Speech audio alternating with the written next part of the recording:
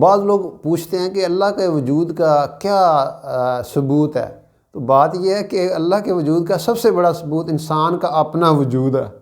یعنی اللہ تعالیٰ کی جو ہستی ہے اس کو ماننا اتنا ہی ضروری ہے جتنا انسان اپنے آپ کو مانتا ہے، یعنی وہ اپنے آپ کو ماننے کو یا اللہ کو ماننا ہے۔ اگر ہم ایک انسان کو مانتے ہیں تو ایک خدا کو ماننے میں بھی ہمارے لیے کوئی رکاوٹ نہیں ہونی چاہیے۔ اللہ تعالیٰ قرآن میں فرماتا ہے کہ میں نے انسان کے اندر اپنی روح پھونکی۔ اس کا مطلب یہ ہے کہ انسان اللہ کی صفات کا ایک بشری نمونہ ہے،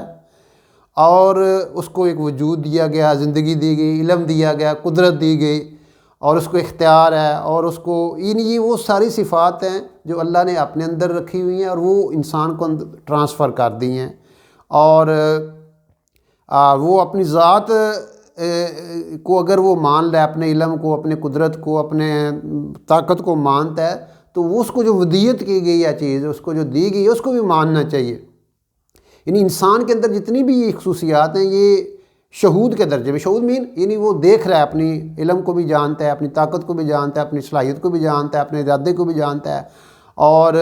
اس کے ذریعے سے وہ ریموٹ کنٹرول سسٹم بناتا ہے، بڑی بڑی وہ شٹل چلا لیتا ہے، خلائی مشینیں چلاتا ہے، اور مادے کو توانائی میں تبدیل کر دیتا ہے، اور کیا سے کیا وہ اس علم سے اور اپنے شعور سے ان چیزوں سے فائدہ اٹھاتا ہے اور اس کو عملی طور پہ کرتا ہے۔ بالکل ایسے ہی انسان کی یہ جو صفات ہیں، یہ اس کی جو کامل شکل ہے، جو انسان کے اندر جو صفات ہیں، یہ تو اس کو عطائی ہے نا، جو ایکچول دینے والا ہے وہ اللہ رب العزت کی ذات ہے۔ اور انسان اور خدا میں بیسیکلی فرق یہ ہے کہ انسان کا وجود غیر حقیقی ہے اور اللہ کا وجود حقیقی ہے، اور یہ مخلوق ہے اور وہ خالق ہے۔ یہ انسان محدود ہے، اس کے علم، اس کا ارادہ، اس کا قدرت، اس کے ہر چیز بڑی محدود ہے، لیکن اللہ رب العزت کی ہر چیز جو ہے وہ لا محدود ہے، اس کا علم، اس کی طاقت، اس کی قدرت، اس کا اختیار وہ بڑا لا محدود ہے۔ انسان کا اختیار بڑا محدود ہے، انسان کچھ چیزیں کر سکتا ہے، وہ دیوار کی دوسری طرف نہیں دے سکتا، لیکن اللہ رب العزت ساری کائنات کو دیکھ رہا ہے۔ تو اس لیے انسان کے پاس جو کچھ ہے وہ عطیہ ہے، دی گئی ہے، اور دینے والا اللہ ہے۔ تو اس لیے انسان کو ماننا جو ہے، یہ گویا کہ آپ اگر ایک انسان کو مان رہے ہیں تو ایک چھوٹا خدا ہے نا، اس کو اس کے اندر یہ جو ساری چیزیں دی گئی ہیں، لیکن ایکچول جو وجہ ہے، اب جب انسان کو مانتا ہے، اس کے علم، قدرت، ارادہ، طاقت کو مانتا ہے، تو پھر کیا وجہ ہے کہ وہ اللہ کو نہ مانے، جو گیور ہے، جو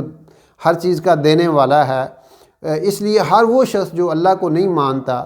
وہ یقیناً یہ اقرار کر رہا ہے اور وہ ایکسیپٹ کرتا ہے کہ میں پھر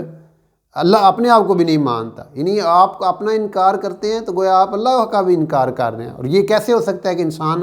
جو ہے وہ اللہ کا یعنی اپنا انکار کر دے؟ جب اپنا انکار نہیں کرتا تو اس کو پھر ماننا پڑے گا کہ اصل اس کائنات کی ذات، کائنات کا جو بنانے والا ہے وہ اللہ ہے، چلانے والا اللہ ہے، اس نے مجھے یہ ساری کی ساری چیزیں دی ہوئی ہیں، اور